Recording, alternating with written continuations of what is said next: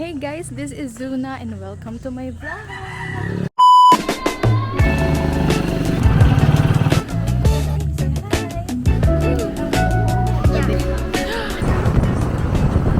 Hindi ko na napakita sa inyo guys yung pagre-ready namin kasi usually sobrang busy talaga ako noon at saka alam nyo na sobrang init, pawis na pawis talaga ako. Terminal po, ayan guys, may tricycle na. So magko-commute kami na tricycle papunta sa terminal. Hindi ko na tuloy yung intro ko. Ayan, pumasok ka muna Mikey. Sa terminal po sa FAB. Yan.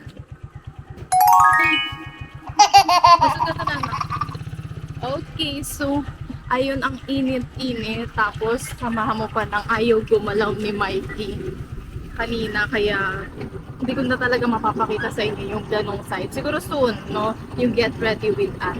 Ngayon naman, papunta nga kami sa FAB Terminal kasi ayun, andun yung sasakyan namin papunta sa Balanga, which is dun nga yung speech therapy ni Mikey. Siguro 1 hour yung biyahe.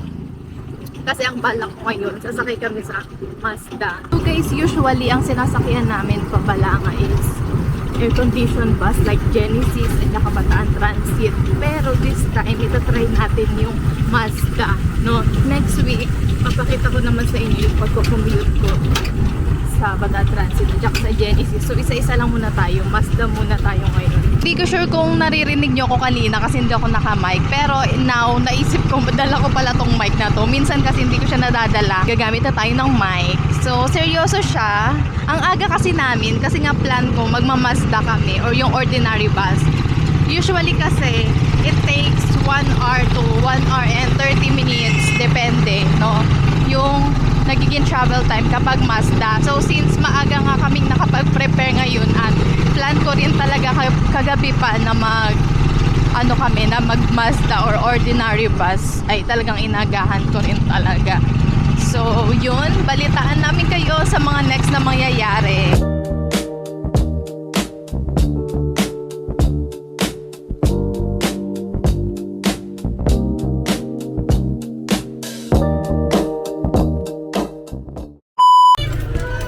Yes, I won't leave you. Oh, dito na, yan.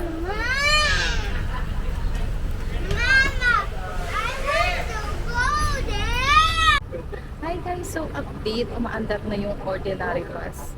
And yes, nandito na si Mikey sa bandang window seat. Pero ginaguide ko pa rin siya kasi nga baka ilusot niya yung kamay niya dyan. Mahirap na. Ayan, so gustong gusto niya dyan kahit nasa air-conditioned bus kasi ano siya, nakakapag-sightseeing. So time check, 8:46. So 8:46, tignan natin mamaya kung what time tayo makakarating sa Balanga. Biyahe muna tayo, papakita ko sa inyo yung binabaybay namin kapag magpupunta kami sa city, which is may sigsag kami dito guys. Pati yun binanggit. Anyway, panoorin nyo na lang.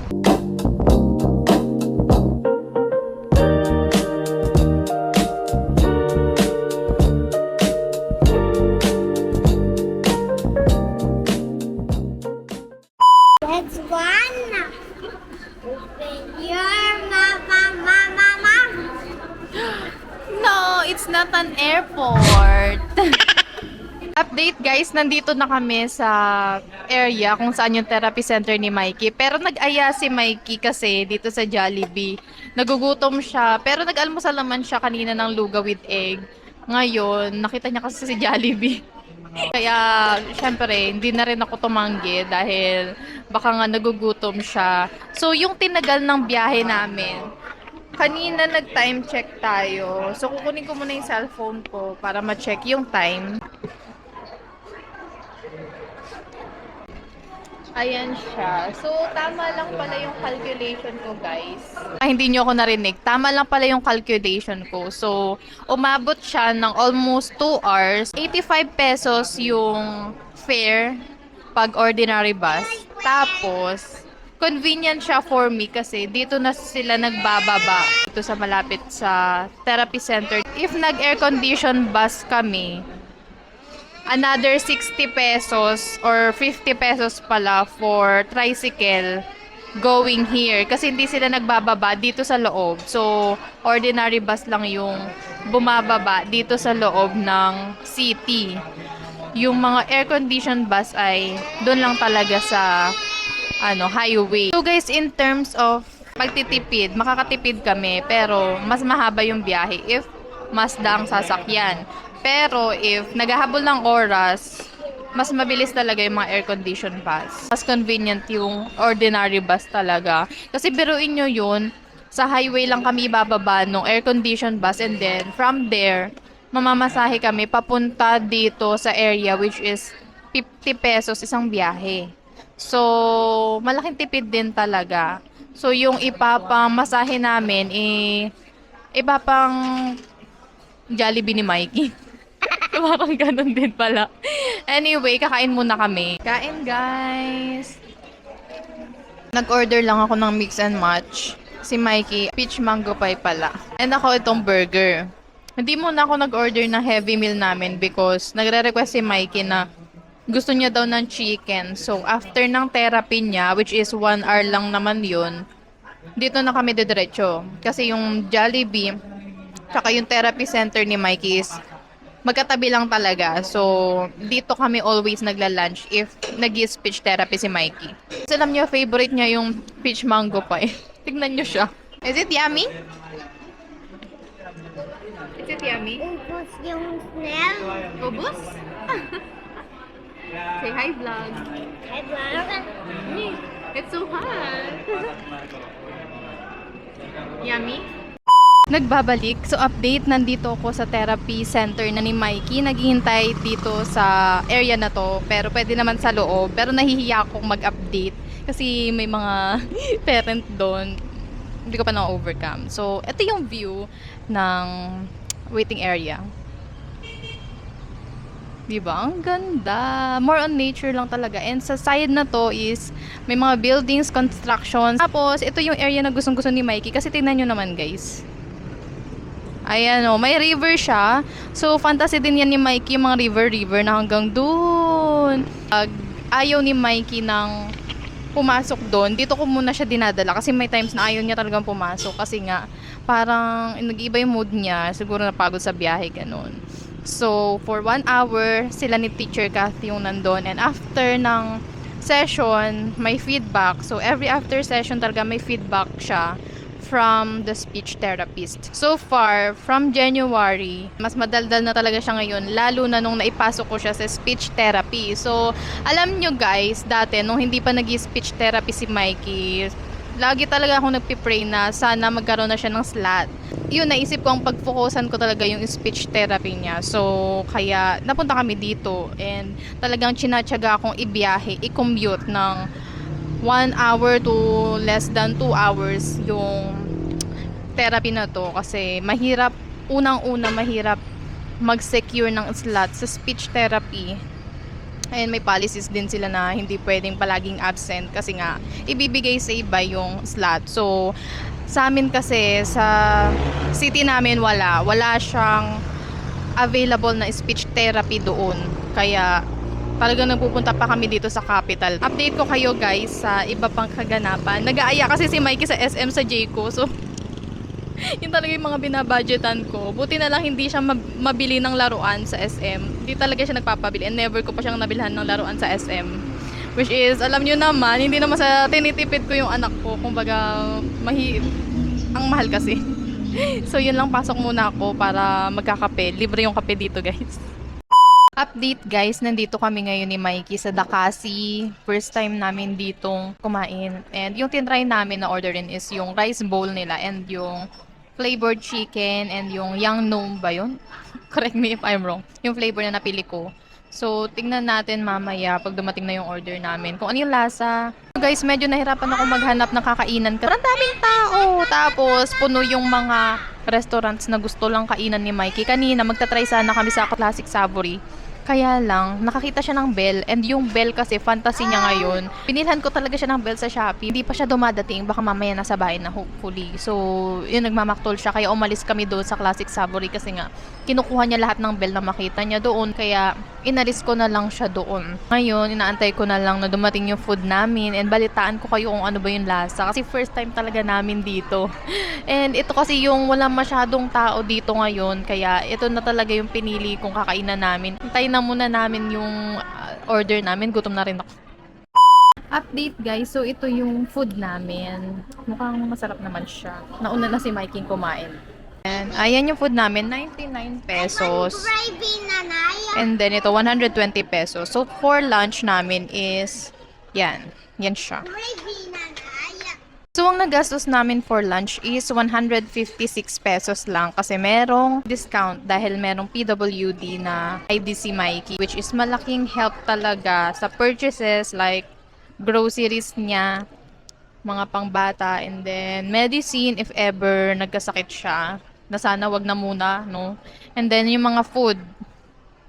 So after nito, pupunta kami sa Jayco kasi favorite niya rin yun. So sabi ko nga sa ibang vlogs ko guys, lagi kaming nagje-Jayco kapag may speech therapy si Mikey kasi mga nasa 100 plus lang din naman yung binabayaran namin doon. Gusto lang ni Mikey ma-feel yung ambience doon and gusto ko happy siya kaya after naming mag-lunch, dumidiretso talaga kami sa Jayco. So yun, kain muna tayo. Nagugutom na talaga kami.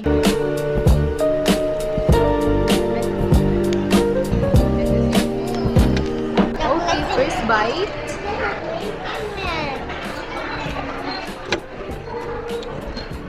Malambot siya. Try natin to kay Mikey guys. Yung pala. Oh, kaya pala kinuha sa akin ni Mikey. Kasi yung sausawan niya, medyo makang. Kaya kinuha niya tong rice bowl. So, parang magpapalit ka.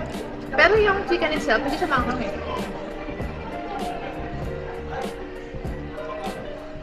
It's so tender. Yung nalilito ko kung ano ba talaga itong kinainan namin. Pero kasi nakalagay dun sa may pinaka main door, Dakasi. So, bahala na. Hi guys. This is Mikey This is Mikey. eating.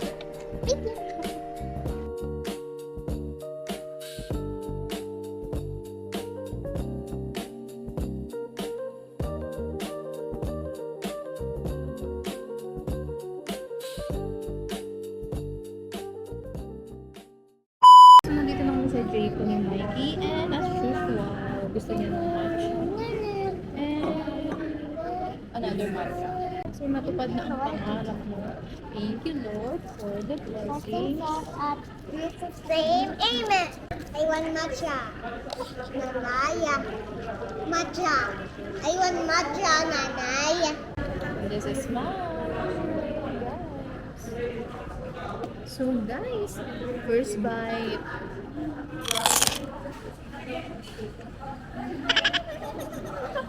Paano yun? Ah. Let's cheers. Cheers. Cheers. Paano yun? Paano yung cheers? Dali, cheers. Cheers. Show them your food. Show them your food. Hindi naman kita eh. Take This one now. Another one. Ayaw mo? Ayaw niya. Buti naman ayaw. That one. Take this back. Ay! Oh.